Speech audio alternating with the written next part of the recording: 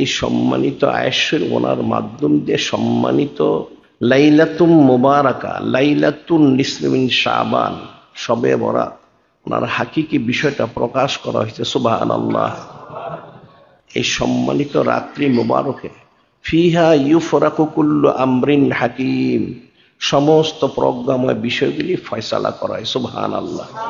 সেজন্য বলা হচ্ছে লাইলাতুত তাজউইজ, লাইলাতুত তানফিজ। লাইলাতুত তাজবিহ হচ্ছেন সম্মানিত এই লাইলাতুম মুবারাকা, শবে বরাত। সুবহানাল্লাহ। যে রাত্রিতে সমস্ত বিষয়গুলি ফয়সালা করা। লাইলাতুত তানফিজ, শবে কদর, যেই রাত্রিতে সমস্ত এই হুকুমগুলি জারি করা হয়। সুবহানাল্লাহ। এই প্রসঙ্গে সম্মানিত হাদিস শরীফ অনুযায়ী ইরশাদ মুবারক করা হয়েছে। আন হযরত আলী আলাইহিস সালাম ক্বালা ক্বালা রাসূলুল্লাহ সাল্লাল্লাহু আলাইহি সাল্লাম ইযা কানাত লাইলাতুন নিসফি মিন শাবান ফাকুমু লাইলাহা ওয়া সুমু ইয়াওমাহা ফাইন্নাল্লাহা তাআলা ইনজুলু ফীহা লিগুরুবিশ শামসি ইলাস সামাঈদ দুনিয়া فيقول على من مستغفر فاغفر له، على من مسترزق فارزقه، على مبتلا فوافيه، على كذا على كذا حتى يطلع الفجر.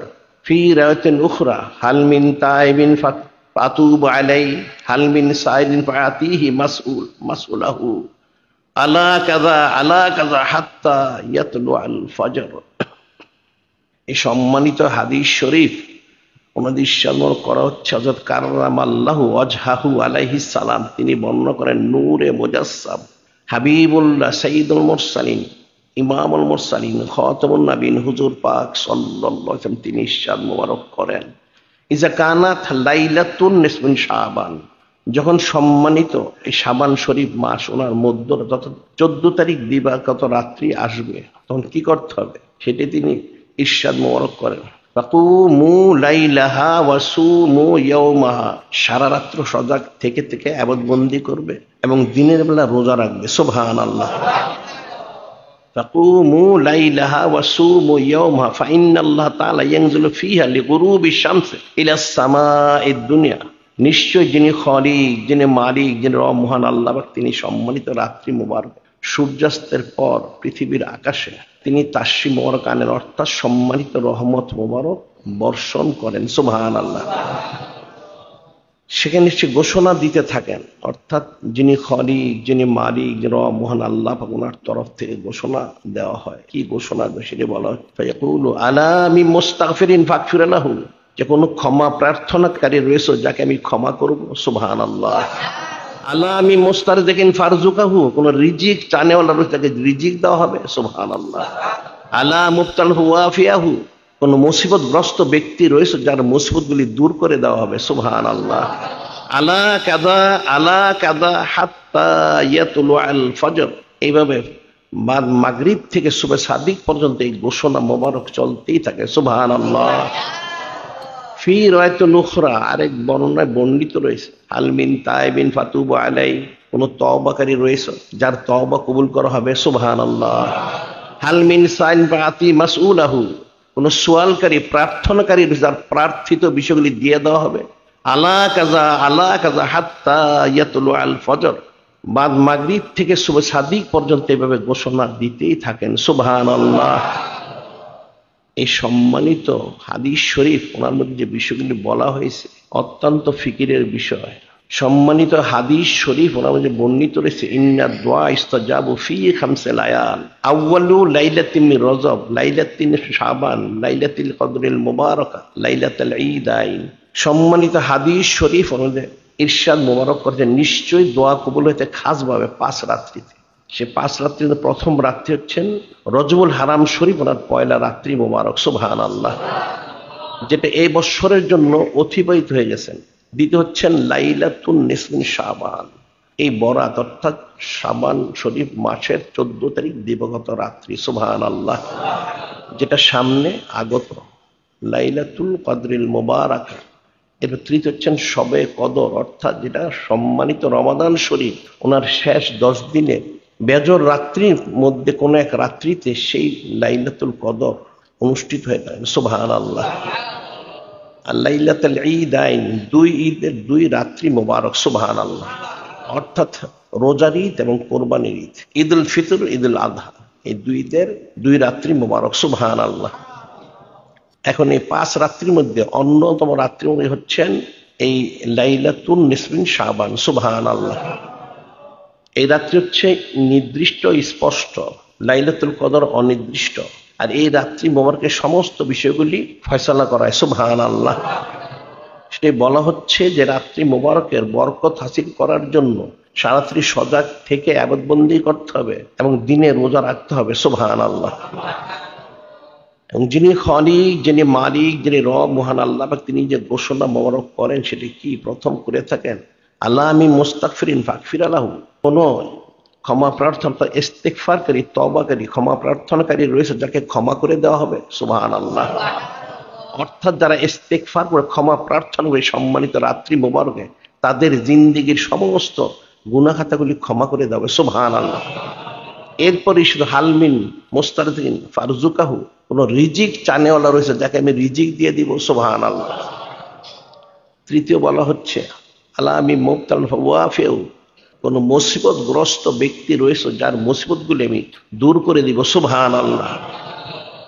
অর্থাৎ যার যত প্রকার মুসিবত রয়েছে, আপদ বিপদ রয়েছে, সেগুলো থেকে নাজাত তলব করে তাকে অবশ্যই নাজাত দেওয়া হবে। সুবহানাল্লাহ। অন্য বর্ণে যদি হালমিন তাইবিন ফাতুব আলাই, কোন তওবাকারী রয়েছে। এখন তওবার কিন্তু অনেক অর্থ রয়েছে। ইস্তিগফার একটা অর্থ হচ্ছে ক্ষমা প্রার্থনা করা, আর তওবার একটা অর্থ হচ্ছে গায়রুল্লাহ থেকে প্রত্যাবর্তন করে যিনি খালিক, যিনি মালিক, যিনি রব মহান আল্লাহ পাক, ওনার দিকে রুজু হওয়া। সুবহানাল্লাহ। হালমিন সাইলিন ফায়াতি মাসউলাহু, কোন সুয়ালকারী রয়েছে তার প্রার্থিত বিষয়গুলি দিয়ে দেওয়া হবে, সে যা চাবে সেটাই পাবে। সুবহানাল্লাহ। এখন এই সম্মানিত হাদিস শরীফে বলা হচ্ছে একটা বান্দার জীবনে যা কিছু প্রয়োজন, অর্থাৎ সে গুনাহ খাতা যদি করে থাকে, সেটা ইস্তিগফার করে, তাহলে তার জিন্দেগীর সমস্ত গুনাহ খাতাগুলি ক্ষমা করে দেওয়া হবে। সুবহানাল্লাহ। দ্বিতীয় বলা হচ্ছে তার রিজিক তাকে দেওয়া হবে, সে রিজিক তলব করে। এখন রিজিকটা কি? মানুষ সাধারণভাবে মনে করে থাকে খাওয়া পড়াটা বোধহয় রিজিক না। একটা মানুষের জন্ম থেকে মৃত্যু, বরং জন্মের পূর্ব থেকে মৃত্যুর পর পর্যন্ত জান্নাত সহ সমস্ত রিজিকের অন্তর্ভুক্ত। সুবহানাল্লাহ। সে যা চাবে, যে রিজিক, সেটাই তাকে দেওয়া হবে। সুবহানাল্লাহ। আর মুসিবতগ্রস্ত, আপদ বিপদ, মুসিবত, ফিতনা, ফাসাদ, মামলা, মোকদ্দমা, আযাব, গজব যা কিছু রয়েছে, সে নাজাত তলব করে অবশ্যই তাকে নাজাত দেওয়া হবে। সুবহানাল্লাহ। তওবাকারী, অর্থাৎ গায়রুল্লাহ থেকে কেউ যদি তওবা করে যিনি খালিক, যিনি মালিক, রব মহান আল্লাহর দিকে প্রত্যাবর্তন করতে চায়, অবশ্যই তাকে সেটাও করে দেওয়া হবে। সুবহানাল্লাহ। আর যত কিছু তার আরজু রয়েছে, সমস্ত আরজুগুলি, তার সোয়ালগুলি পুরো করে দেওয়া হবে। সুবহানাল্লাহ।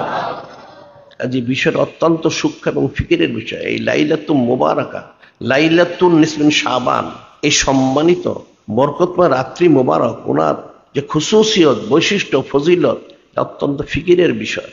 যিনি খালিক, যিনি মালিক, যিনি রব মহান আল্লাহ, তিনি আস্তাগফিরুল্লাহ ইন্নাল্লাহ গাফুরুর রহিম। ইস্তিগফার করো, তওবা করো সমস্ত গুনাহ থেকে। যিনি খালিক, যিনি মালিক, রব মহান, তিনি ক্ষমাশীল এবং দয়ালু। সুবহানাল্লাহ। ইস্তিগফার করলেই তিনি গুনাহ খাতাগুলি ক্ষমা করে দিবেন। সুবহানাল্লাহ। আর হাদিস শরীফ বর্ণিত আনাস ইবনে মাসউদ রাদিয়াল্লাহু তাআলা আনহু ক্বালা ক্বালা রাসূলুল্লাহ সাল্লাল্লাহু আলাইহি সাল্লাম আত-তাইবু মিনাজ যামবি কামান লা যামবা লাহু, তওবাকারী যেন কোনো গুনাহ করেনি। সুবহানাল্লাহ।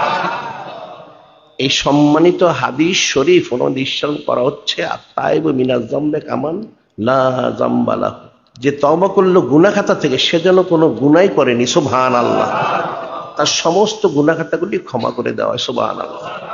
যে শুধু এতটুকু না, আয়াত শরীফ, কালামুল্লাহ শরীফ, স্বয়ং যিনি খালিক, যিনি মালিক, যিনি রব মহান আল্লাহ, তিনি নিজেই ইরশাদ মুবারক করেন, ইল্লা মান তাবা ওয়া আমানা ওয়া আমিলা আমালান সলিহান ফাউলাইকা ইউবাদদিলুল্লাহু সাইয়্যাতিহিম হাসানাত ওয়া কানাল্লাহু গাফুরুর রহিমা। যিনি খালিক, যিনি মালিক, যিনি রব মহান আল্লাহ পাক, তিনি ইরশাদ মুবারক করেন, ইল্লা মান তাবা ওয়া আমানা ওয়া আমিলা আমালান সলিহান, যে ব্যক্তি খালেস তওবা করলো এবং খালিস ভাবে তবে ঈমান আনলো, ঈমান এনে সে আমলে সলে করা শুরু করলো। সুবহানাল্লাহ। যিনি খালিক, যিনি মালিক, যিনি রব মহান আল্লাহ পাক, তিনি ইরশাদ করেন, ইল্লা মান তাবা ওয়া আমানা ওয়া আমিলা আমালান সলিহান। তাহলে তার কি করে? ফাউলাইকা বাদদিলুল্লাহু সাইয়্যাতিহিম হাসানাত। যিনি খলিক, যিনি মালিক, যিনি রব, মহান আল্লাহ পাক তিনি ইরশাদ মোবারক করেন, আমি তার জিন্দেগি সমস্ত গুনাহ খাতাগুলিকে আমি নেকিতে পরিবর্তন করে দিব। সুবহানাল্লাহ। একটা লোক ইস্তেগফার যদি শুধু করে, তার জিন্দেগির সমস্ত গুনাহ খাতাগুলি ক্ষমা করে দেওয়া হয়। সুবহানাল্লাহ। কিন্তু তওবা করে খালিস ঈমান এনে সে যখন আমলে সলেহ করে খালিস ভাবে ইস্তেগফার তওবা করে, তখন যিনি খলিক, যিনি মালিক, যিনি রব, মহান আল্লাহ পাক তিনি ইরশাদ মোবারক করেন, আমি তার সমস্ত গুনাহ খাতাগুলি নেকিতে পরিবর্তন করে দিই। সুবহানাল্লাহ। তাহলে যে বান্দাটা গুনাহগার ছিল, অনেক বড় গুনাহগার, সে যখন ইস্তেগফার করলো, তওবা করলো, একে তো তার গুনাহ খাতা ক্ষমা হলো, দ্বিতীয় তার গুনাহ খাতাগুলিকে নেকিতে যখন পরিবর্তন করা হলো, তখন সে একজন বড় নেককারও হয়ে গেল। সুবহানাল্লাহ। এই সম্মানিত রাত্রি মোবারক, খাস রাত্রি মোবারক, এই রাত্রির মধ্যে যারা ইস্তেগফার করবে, তওবা করবে, তাদের জিন্দেগির সমস্ত গুনাহ খাতাগুলি ক্ষমা করে তাদেরকে একদিকে মাসুম নিষ্পাপ করা হবে, আরেকদিকে তার গুনাহ খাতাগুলিকে নেকিতে পরিবর্তন করে তাকে বড় নেককার হিসেবে কবুল করা হবে। সুবহানাল্লাহ। এখন এই সম্মানিত রাত্রি মোবারক যে খুশুসিয়ত, বৈশিষ্ট্য, ফজিলত কতটুকু, আসলে এই বিষয়গুলি মানুষ ফিকির না করার কারণে এরা বুঝতে অক্ষম। যে সম্মানিত হাদিস শরীফ, বুখারী মুসলিম শরীফ একটা হাদিস শরীফ রয়েছে, যে যিনি খলিক, যিনি মালিক, যে রব মহান আল্লাহ, তিনি কতটুকু দয়ালু, কতটুকু তিনি ক্ষমাশীল, যেটা বান্দা বান্দি যিনি কোন কায়নাত তারা কল্পনাও করতে পারবে না। সুবহানাল্লাহ।